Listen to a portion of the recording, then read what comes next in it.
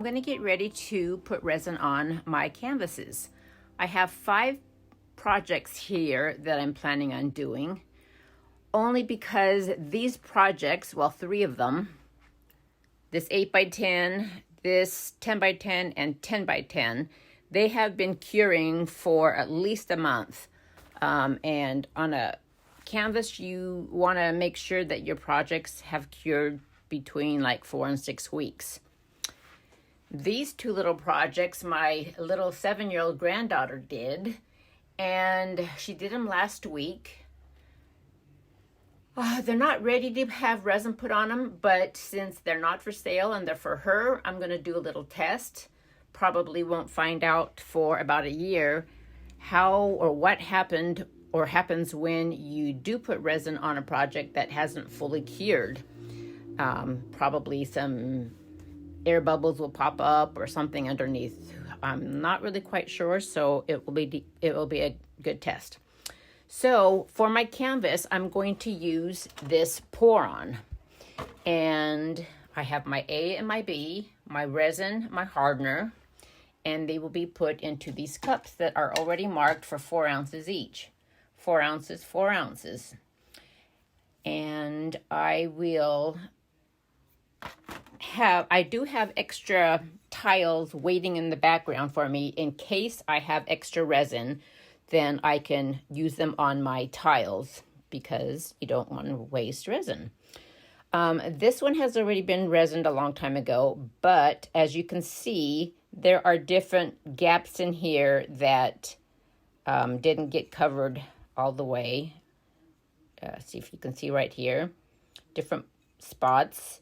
And that was probably because I forgot to clean them off with alcohol. And so the resin shrunk up and didn't cover on the spots that had, that still had some oil on there.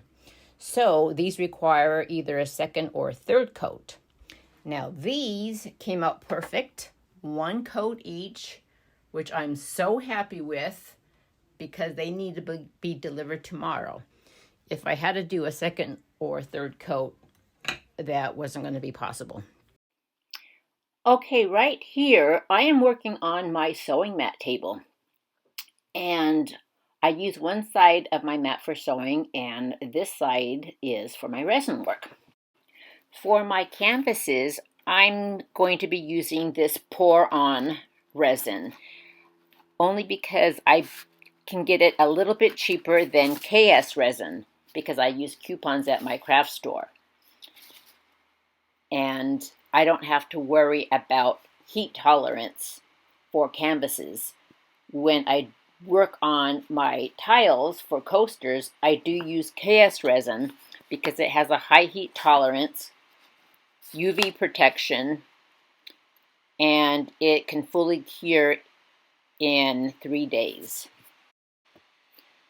I have a chart stating how much resin you should be using, and I will post that at the end of this video. But it states that I should be using 15 ounces of resin, and I'm only making 8 ounces for the way that I do my resin. Even with 8 ounces of resin, I am still anticipating I'm going to have more resin left over. So I have these tiles waiting for me in the background in case I have leftover resin. But I don't know if you can see this, but there are some gaps that the resin repelled. More than likely, I probably forgot to clean it really well with alcohol, or I just had hands and fingerprints all over it that could possibly have different oils from lotion or whatever. So always make sure you clean your projects well with alcohol before you put any resin on. Okay, both cups have 4 ounces. Here's my B cup with the hardener, and I'm going to transfer this B cup into a larger cup so that I can stir. I always first put my resin in A cup and my hardener in the B cup so that I can make sure they're both measured exactly the same. but I couldn't leave it in the B cup because there's just no room to stir if I have a total of 8 ounces in there. So I do transfer the B cup into a larger B cup. And then I can stir, and I will stir for 1 minute minimum. Now I'm pouring my A cup that has been stirred for 2 minutes or longer into my B cup, scraping the sides and getting every single last drop out of there. Okay, really quick fast forward speed for 1 minute. Now I'm going to pour onto my canvas a decent amount, and I'm going to put my next project in the pan, spread it with my hand so I can feel everything. I want to feel that everything gets covered, all the sides, and I can feel it really good with my hand. Then I'm going to scrape and push all the excess resin off, and it's falling onto my next project. And just nice, smooth, pushing everything off. And that's about it. Put that down on the mat, and it's going to stay there for about an hour and a half. And now I move on to my next project. Put that underneath. There's not enough that got pushed onto this canvas, so I'm putting a little bit more resin onto this project. Project number 2. Same thing. Spread it around. Make sure everything gets covered well. I'm covering the sides, the edges, all 4 sides. All the drips is being pushed off onto my third project, scraping everything off, wiping it off on the sides so that it doesn't have too much coverage, just the right amount, and it's all being pushed onto the third canvas. Okay, put that down, same thing, and now that you know the process, I'm just going to fast forward a bit and finish the rest of these. And because of the magic of editing and voiceover, I accidentally deleted the part where I torch, which is a very important part. You can't forget about torching. I finish all my projects first before I torch. The resin will last up about 45 minutes before it starts getting unworkable.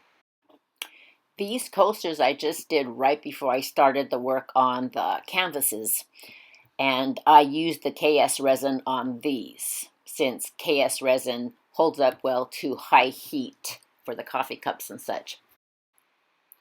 I am giving each coaster a really good pass over by, making sure I pop all the thousands of air bubbles.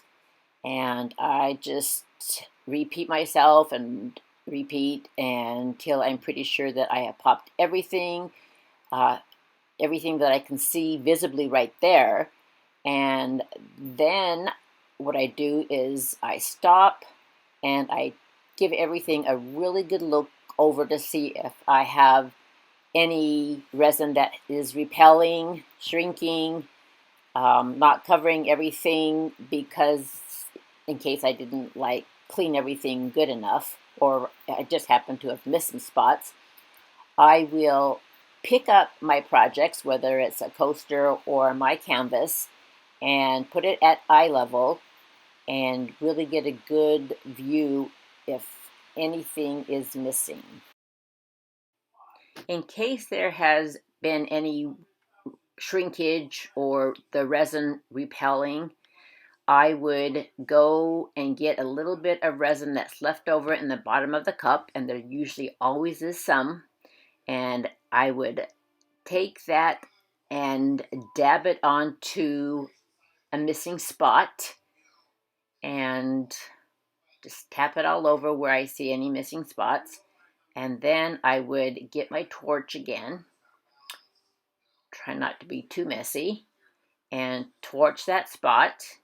And heck, while I'm at it, give everything one more go over, just in case there are some air bubbles. And then that is it. Everything is perfect. Just adjust them, and I'm going to leave them here on the table on this mat for about 2 hours, and then I will come back and adjust them. These projects have been sitting here for about 2 hours, so now it is time to move and adjust them a bit. Since my sewing mat is so full of resin with all my other hundreds of projects, I'm going to put these new canvases onto a chopping mat. You can buy about 4 of these at the dollar store, and they're very sticky right now. I'm putting them on top of the silicone chopping mat so that they don't get permanently stuck to the sewing mat forever. And this is what you'll have to do after a couple hours, whether you move it onto another mat or you're just going to at least move it and adjust it about an inch or two, just so it's not stuck in place. Then I'm going to bed, and when I wake up, these will be all dried, pretty. You can touch, whatever. They still need to cure about a week or two, unless you're using KS resin, and that tends to cure in about 3 days. And that is about it. I did use 8 ounces of the resin, and I was able to cover all of my canvases, which were the 3 8x10s and 2 of the 10x10s, and I had enough resin left over to cover 4 of my tiles. So 8 ounces was plenty of resin to use to cover my projects, and then some. Next morning, they're done.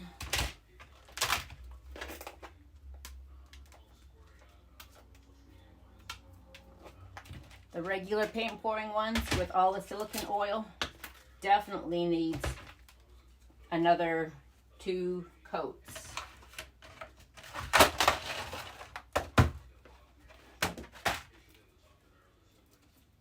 No silicone oil. The Shelly Art Bloom method. Perfect. Just 1 coat's needed.